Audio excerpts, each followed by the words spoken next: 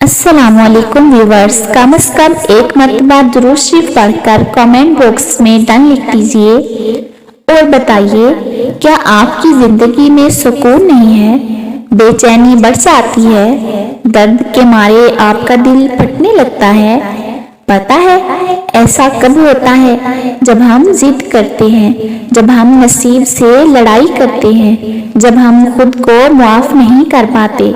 हमारा मसला ही यही है, हम मुंह से तो कह देते हैं कि अल्लाह पे छोड़ दिया है ये मामला, अब जैसा वो करेगा उसी में हम राजी, लेकिन दिल में फिर भी कहीं ना कहीं हम चाहते हैं कि वही हो जो हम चाहते हैं। इंसानी फितरत ही ऐसी होती है कि हजारों हासिल चीज़ों को छोड़कर बस उनके पीछे भागता है जो ला हासिल रही हो।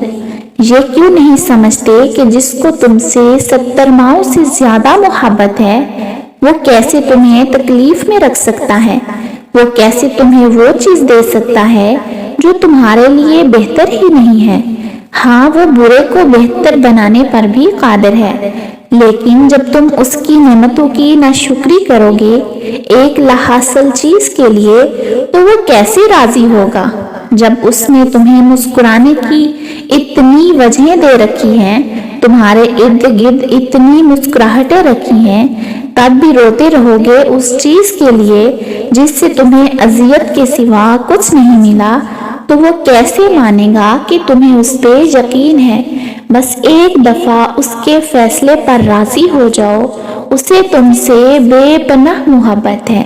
बस एक दफ़ा उसकी मोहब्बत की लाज रख लो, उसकी मोहब्बत जीत जाओगे ना तो कायनात की सारी मोहब्बतें जीत जाओगे। यकीन रखोगे तो या वो नसीब बदल देगा या आपका दिल मोड़ देगा। आजमाइश तब शुरू होती है जब कोई चीज़ जान से ज़्यादा प्यारी हो जाती है, जब उस चीज़ से खुद से भी ज़्यादा मोहब्बत हो जाती है। फिर अल्लाह पाक उस मोहब्बत का इम्तिहान लेता है कि आखिर इस चीज़ के लिए कितना सब्र कर पाते हो, किस जुनून की हद तक पहुँच पाते हो। अल्लाह पाक को तुम्हारी इबादतों की ज़रूरत नहीं, उसकी इबादत के लिए तो सारा जहां है। वो तो बस तुमसे मोहब्बत चाहता है। बताओ फिर जिस मोहब्बत का वो हकदार है, क्या तुम उसे वो मोहब्बत दे पाते हो?